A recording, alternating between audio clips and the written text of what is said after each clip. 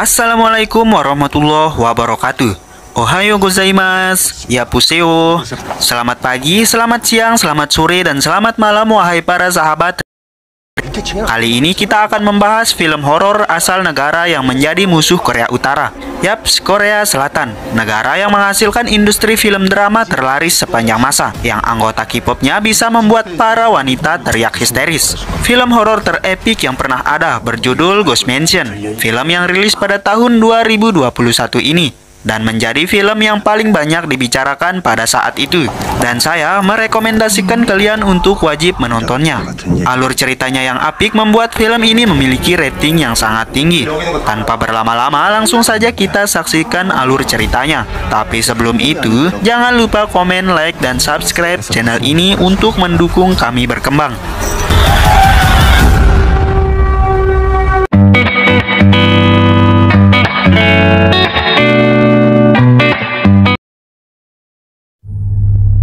Seorang lelaki penulis webtoon horor bernama Jang Ji-woo mendatangi gedung apartemen tua yang bernama Gwangli Mansion untuk mendapat ide cerita horor webtoonnya.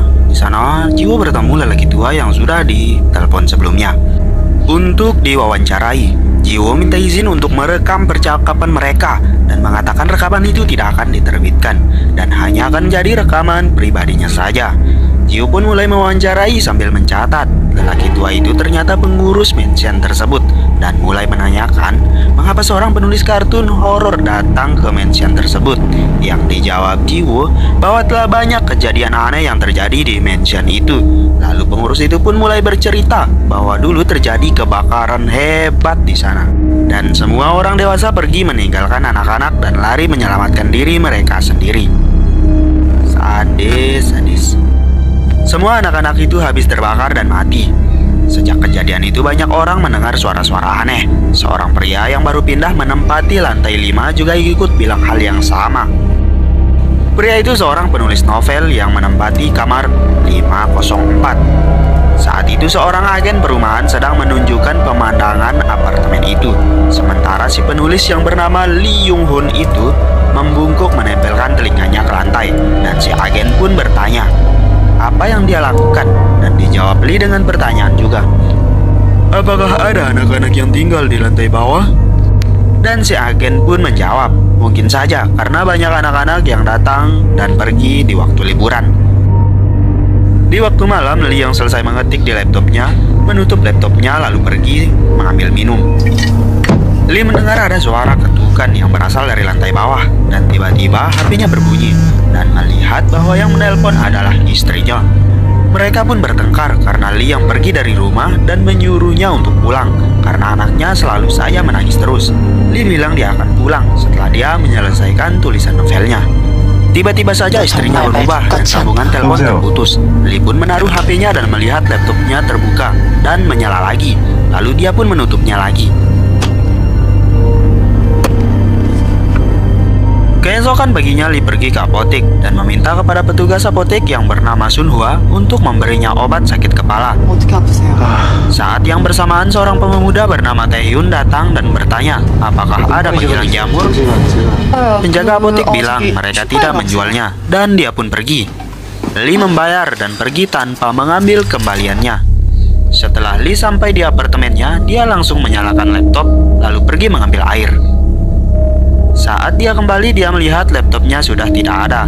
Dan tiba-tiba, dia mendengar suara anak-anak tertawa. Lee pergi ke depan dan memeriksa yang ternyata tidak ada siapa-siapa. Lalu pintu kamar yang ada di belakangnya terbuka dan tertutup. Saat dia membukanya, dia melihat sepatu anak kecil tanpa pasangannya. Lee mengambil sepatu itu dan melihat ada nama Jun Woran tertulis di sepatu itu. Kemudian Lee dikagetkan dengan langkah kaki yang berlari serta tawa cekikikan. Lalu Lee pun meminta pengurus apartemen untuk melihat rekaman CCTV, tetapi tidak ada siapapun dalam rekaman itu. Tapi Lee yakin bahwa ada anak-anak yang mengganggunya. Dan pengurus pun bilang bahwa di lantai bawah kamar Lee tidak ada penghuni. Tapi Lee yakin selalu mendengar suara ketukan dari lantai bawah. Li pun berencana akan turun ke kamar 404 untuk memeriksa. Li pun mengetuk pintu kamar itu, tapi tidak ada yang membuka. Li mengintip ke dalam kamar dari jendela. Yang dia lihat hanya ada beberapa sepatu anak yang berbaris rapi. Lalu Li membuka lemari yang ada di situ, dan isinya juga sepatu anak-anak. Dan ada sepatu yang tidak ada pasangannya. Li juga melihat ada nama Junworan di sepatu itu, persis seperti sepatu yang ia temukan. Li pun merasa kesal, dan sambil mengoceh, dia memasukkan semua sepatu itu ke dalam plastik dan membuang sepatu itu. Malam di saat Li sedang asik tidur, dia mendengar suara ketukan pintu, dan dia pun terbangun dan membuka kamar di sebelahnya. Namun tidak ada apa-apa. Saat dia berbalik, dia melihat plastik sepatu yang dibuangnya tadi sudah ada di dalam rumahnya. Dan tiba-tiba, dia melihat sosok yang berlari sangat cepat, dan pintu diketuk dari luar. Li berjalan dan melihat dari lubang pintu. Dia melihat 3 orang anak kecil berdiri di luar pintu. Dan tiba-tiba,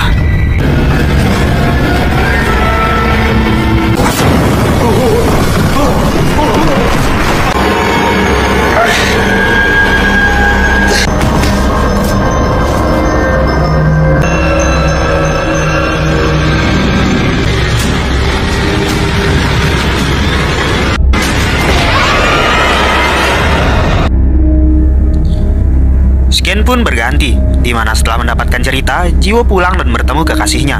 Pacar Jiwo bernama Dahye memberikan sebuah buku kepadanya. Buku itu karya Lee Hyun Hung, tapi aneh karena tiba-tiba dia berhenti menulis dan 2 tahun yang lalu dia menghilang tanpa jejak. Jiwo yang kaget segera menjumpai pengurus di apartemen dan mengatakan seorang penulis yang bernama Lee yang diceritakan itu memang ada dan menghilang 2 tahun yang lalu, dan dulunya dia tinggal di apartemen itu. Tapi pengurus tidak menjawab kata-kata Jiwo, malah balik bertanya tentang judul karya terakhir yang dibuat oleh Jiwo. Lalu pengurus mengatakan ingin tahu tentang Jiwo, di mana dia tinggal, apakah dia punya pacar, dan sebagainya. Dan dijawab Jiwo, dia tidak terbiasa membicarakan itu dengan orang tua. Lalu pengurus bercerita lagi, ada wanita bernama Sun Hua yang tinggal di lantai 9. Dia sangat cantik, tapi dia berkencan dengan pria yang salah, dan dia menempati kamar 907. Scan beralih, di mana Sun Hua baru selesai mandi. Ada radio di sana yang sedang menyiarkan tentang seorang pria yang telah membunuh istri dan putrinya yang berusia 9 tahun dan telah kabur dari TKP. Para polisi sedang mencari si pelaku. Tiba-tiba HP-nya berbunyi dan Sun Hua pun mengangkat telepon yang ternyata dari ibunya. Mereka berbicara sebentar dan membahas tentang pacar Sun Hua dan mematikan teleponnya. Sun Hua yang kita ketahui bekerja di apotik saat itu didatangi oleh penulis Lee untuk membeli obat sakit kepala. Lalu si pemuda yang bernama Taehyun datang untuk membeli penghilang jamur. Yang dijawab Sun Hua tidak ada dan dia pun pergi. Penulis Lee juga pergi tanpa mengambil kembalian. Tiba-tiba teman Sun Hua bersuara dan dia pun terkejut karena temannya itu bilang dia tidak akan datang hari ini karena sakit kepala. Tetapi aneh, dia datang kerja dan memesan obat untuknya. HP Sun Hua berbunyi. Ternyata telepon dari pacar Sun Hua yang bernama Jung Ho Chun. Dia bilang akan datang ke apartemennya nanti malam, dan setelah itu dia mematikan telepon. Tiba-tiba rekan kerjanya yang tadi baru saja datang. Sun Hua pun bingung melihat rekannya yang baru datang. Lantas siapa yang berbicara dengannya tadi? Malamnya Ho Jun datang ke apartemen Sun Hua dengan basah kuyup. Ho Jun bilang kalau istrinya sudah tahu tentang perselingkuhan mereka.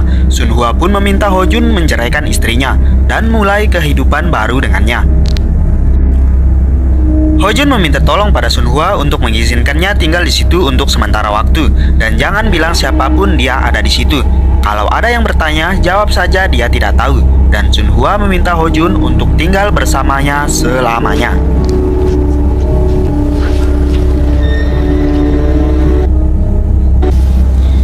Saat mereka sedang tidur di kamar, tiba-tiba ada suara air di kamar mandi.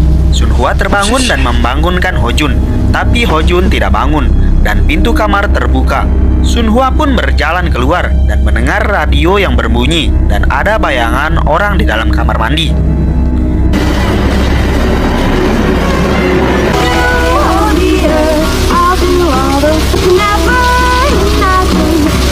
Keesokan paginya Sunhua pergi kerja. Sampai di apotik ada dua orang yang mencarinya, yaitu Detektif Park dan Inspektur Dongpal dari Kepolisian Dongsul. Sunhua bertanya ada apa. Detektif menanyai tentang Jun Ho Jun. Dia merupakan tersangka kasus pembunuhan. Polisi pun menginterogasi Sunhua. Sunhua yang kaget teringat tentang siaran radio yang pada saat itu menyiarkan berita tentang seorang lelaki yang melarikan diri setelah membunuh istri dan anaknya. Sunhua juga mengingat kembali kata-kata Ho Jun saat datang ke apartemennya semalam. Dia pun pulang dan mencari Ho Jun, tapi Ho Jun sedang mandi. Sunhua melihat ke lantai pakaian Ho Jun berlumuran darah. Lalu Ho Jun bilang jangan bilang siapapun dia sedang mandi. Ho Jun mengulang kata-katanya. Sunhua menjawab bahwa mereka harus cepat melarikan diri dari sana. Dia pun membungkus baju kotor Ho Jun. Ho Jun kembali mengulang dengan kata-kata yang sama. Jangan bilang siapa-siapa kalau dia sedang mandi di situ. Saat Sunhua mengemas barang-barang di koper, dia mendengar sirine polisi dan mulai panik. Sunhua menyuruh Ho Jun untuk cepat mandi dan keluar, tapi Ho Jun hanya mengulang kata-katanya tadi. Sunhua pun marah dan berteriak, mengatakan bahwa dia tidak akan bilang siapapun dan menyuruh Ho Jun untuk cepat keluar. Lalu Sunhua pun menyadari ada yang aneh. Dia melihat sosok Ho Jun di kamar mandi sedang menari-nari. Dan kembali mengulang kata-katanya yang sama itu. Tiba-tiba, pintu diketuk dan dari luar suara Ho Jun memanggil Sunhua. Sunhua mengintip dari lubang pintu dan melihat Ho Jun yang sedang berdiri di luar. Sunhua menjadi bingung dan takut. Ho Jun di luar menelpon HP Sunhua dan bertanya apakah Sunhua berada di rumah atau tidak. Sunhua membuka pintu dan menyuruh Ho Jun diam. Sunhua menunjukkan sosok di kamar mandi itu. Dia bilang mendengar suara Ho Jun dari sana. Ho Jun yang melihat itu mengambil palu dan pelan-pelan menuju ke kamar mandi. Saat akan membuka pintu, dia berhenti. Si agen pun bilang bonekanya sudah dibungkus dan akan dikirim besok pagi. Dia meminta mereka memperbaikinya dengan baik, sebab boneka itu sangat berarti untuknya. Setelah menutup telepon, tiba-tiba air di wastafel meluap kembali dan membuat genangan air yang cukup keruh. Ia mencoba mematikan keran air, namun tetap saja airnya meluap. Merasa jengkel dan ditipu, dia pun mengumpat karena si tukang tidak becus. Lalu berbalik mengambil HP-nya dan terkaget bonekanya sudah hilang. Air keran juga tiba-tiba mati dan dia melihat ada tangan di sana.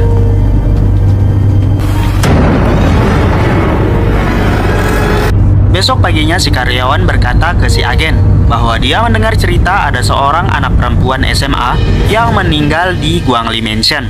Dan bukan itu saja, sudah banyak orang mati di mansion itu.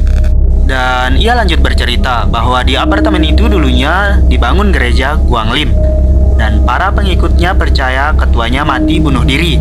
Karyawan itu menyimpulkan bahwa Guangli Mansion adalah tempat peribadahan. Si agen pun pulang dan bercerita kepada boneka barunya dan bertanya apakah selama ini dia salah. Lalu berteriak kepada boneka itu. Yang dia lakukan hanya memasarkan apartemen itu dan meminta maaf, lalu mengajak boneka itu bersulang.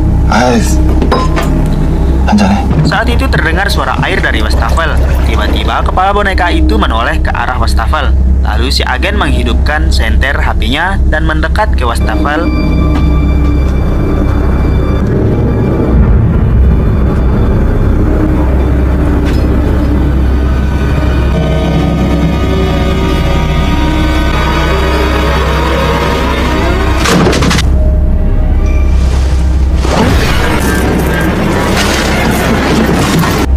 agen lalu bergegas berlari dalam kamar dan mengunci pintu. Terdengar suara-suara dari balik pintu. Lampu kamar mendadak mati. Dia menyalakan korek api dan melihat sekeliling. Tiba-tiba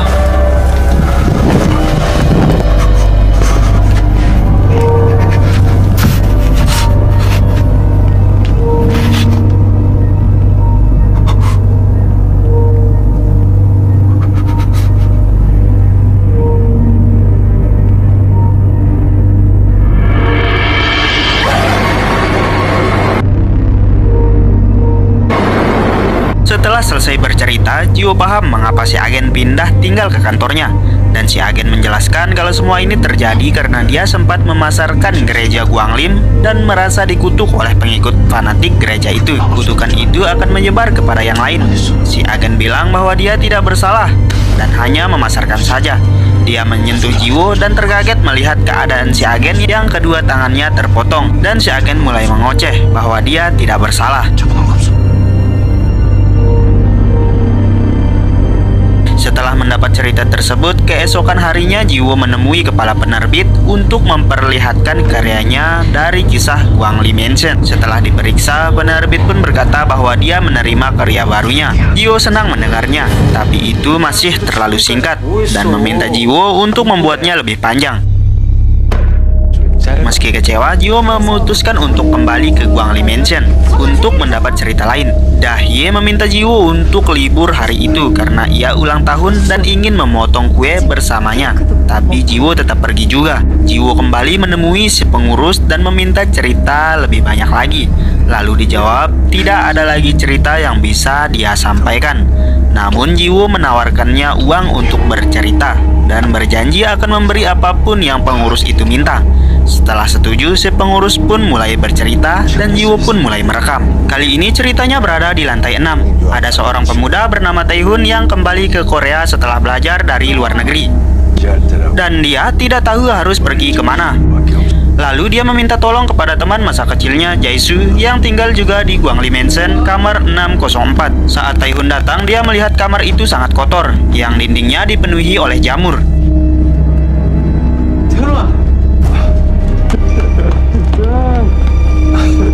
Jae-suk menyajikan makanan untuk Tae-hun dan mulai membahas kegiatan masing-masing. Tae-hun pun bertanya bintik apa yang ada di wajah Jae-suk dan dijawab Jae-suk tidak tahu, namun tidak menular ucapnya. Tae-hun pun berterima kasih karena telah membiarkan ia untuk tinggal di tempatnya. Tae-hun bingung karena makanan yang disajikan semuanya sudah berjamur, tapi temannya tetap memakannya.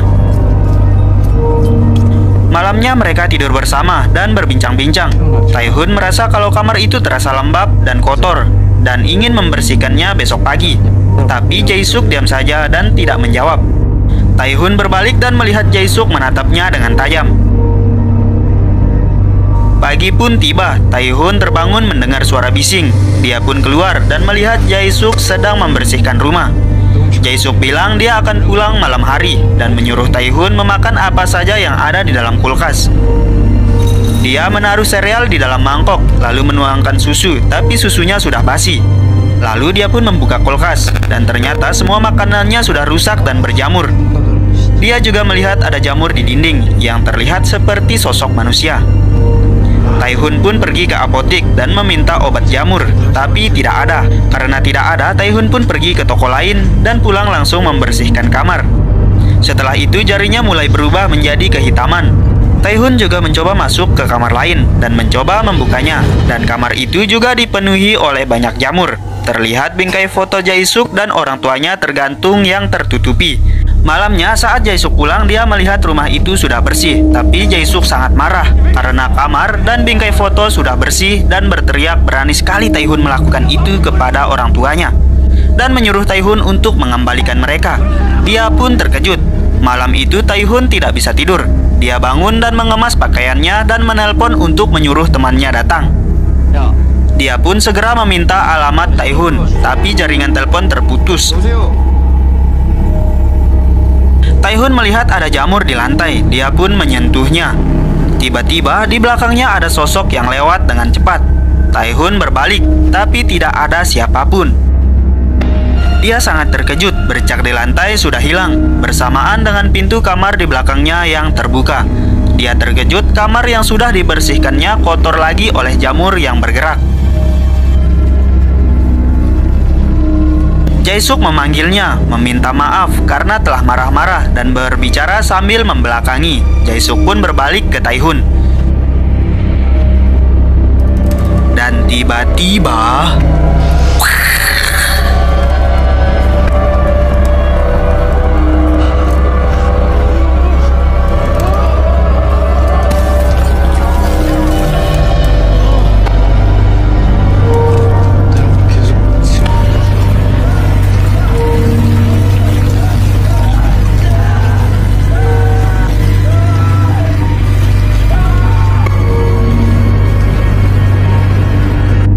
Ken kembali ke Jiwo yang sedang bertanya, mengapa hal-hal seperti itu terus saja terjadi?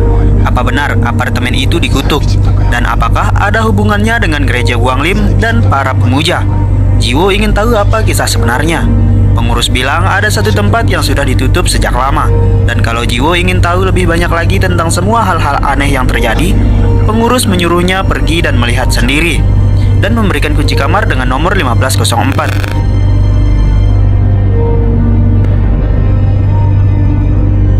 Di tempat lain, Dae, pacar Jiwo, duduk sendiri dan memakan kue ulang tahun Jiwo. Lalu dia memutar kaset rekaman Jiwo. Dae memutar kaset itu satu persatu. Sementara itu, Jiwo menuju ke kamar 1504. Saat memasuki lift, di dalam ada seorang pria bertopi dengan pakaian kurir. Dia berdiri membelakangi Jiwo. Jiwo pun menekan angka 15. Lift berhenti di lantai 3, tapi tidak ada yang naik. Dan lelaki bertopi itu juga tidak keluar.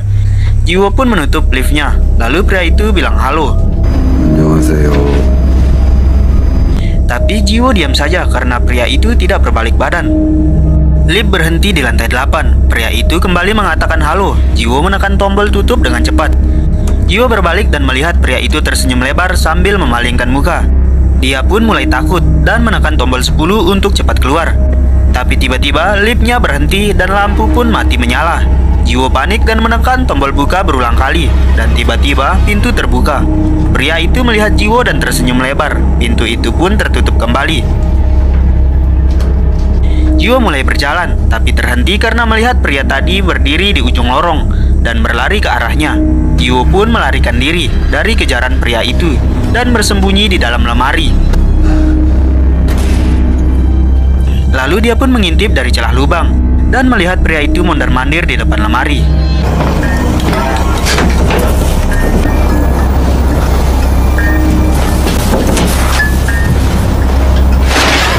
Jiwo pun keluar dari lemari. Sementara itu pacar Jiwo, Dae, dalam perjalanan ke Guangli Mansion. Jiwo sendiri sudah sampai ke kamar 1504, membuka pintu dan masuk ke dalamnya. Kamar itu dipenuhi oleh kertas mantra di semua tempat. Di tengah-tengah ruangan ada sebuah lemari tertutup. Di depannya ada kaset tergeletak di lantai dan mengambilnya dan memutar kaset itu. Terdengar suara pengurus yang berbicara. Dia bilang kalau Jiwo mendengar kaset itu berarti Jiwo ingin tahu apa yang sebenarnya terjadi. Jadi Jiwo berhak mendengarnya. Pengurus mengatakan kalau dia bukan pengurus sebenarnya di situ. Di masa lalu dia juga seorang pendatang seperti Jiwo, tetapi dia datang tidak untuk mencari kebenaran. Pada saat itu malam musim dingin, dia bersama dengan Hidong, adik laki-lakinya, yang berpakaian kurir tadi. Mereka ke sana untuk mencuri uang dan berangkas para pemuja, dan mereka sampai di depan kamar 1504. Si pengurus minta alat untuk membuka pintu kamar itu, tapi Hidong bilang dia mendengar suara aneh dari ujung lorong, dan si pengurus bilang kalau ibunya sakit saat Hidong di dalam penjara dan harus dioperasi. Kalau mereka bisa mendapat uang itu, maka ibu mereka pasti bisa selamat. Mereka pun berhasil masuk ke kamar itu yang dipenuhi dengan kertas mantra. Hidong pun menemukan lemari tersebut. Dia menyenter dengan seksama dan melihat ada rambut melayang yang masuk ke dalam lemari itu. Dia pun terkejut dan terjatuh. Lalu kakaknya datang dan Hidong bilang dia melihat orang di sana. Hidong mengajak kakaknya untuk pergi dan dia bilang tidak ada berangkas di sana. Kakaknya melihat lemari itu terkunci dan berjalan ke ruangan lain. Dia menemukan mayat ketua pemujaan. Kakaknya bilang kalau mungkin saja mayat itu bisa dibangkitkan karena mayat itu dirantai di kakinya. Dia pun membuka mulut mayat itu dan mengambil kunci lemari di dalamnya. Dia membuka lemari tersebut.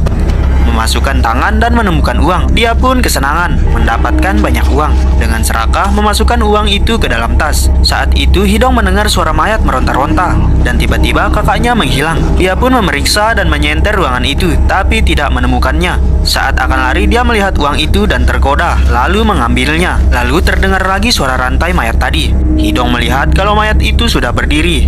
Dia pun berlari ingin keluar, tapi pintunya terkunci. Hidong lalu melihat ke atas karena ada sesuatu yang menetes dari atas. Lalu mayat itu tiba-tiba muncul di depannya. Hidong berhasil berlari dan membawa tas tersebut dan lari masuk ke dalam mobil, tapi kunci mobilnya tidak ada. Tiba-tiba dia mendengar suara rantai itu lagi dan terdiam ketakutan. Dan kakaknya muncul di jendela dan mengejutkannya. Hidong bilang dia berhasil membawa uangnya dan bisa mengoperasi ibunya yang sedang sakit. Tapi kakaknya diam saja dan bilang kalau melihatnya di lemari. Hidong panik dan minta kunci mobilnya. Kakaknya bilang kau ingin melihatnya juga. Hidong pun terdiam dan menoleh pada kaki kakaknya. Dan tiba-tiba,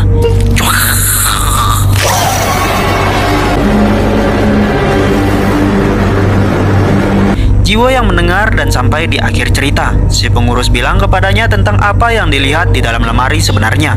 Tiba-tiba pintu lemari itu terbuka, lalu si mayat muncul di belakangnya, dan ia pun terdorong masuk ke lemari. Dia terkunci di sana. Jiwo melihat dari lubang, pengurus menghampirinya. Dia bilang waktu yang dihabiskan dengan Jiwo sangat berkesan, dan dia juga bilang akan merindukan Jiwo. Jiwo berteriak kepadanya untuk membukakan pintu. Sesaat sebelum pengurus itu pergi, dia melihat pengurus berubah menjadi Jiwo dan pergi meninggalkan Jiwo yang terus saja berteriak.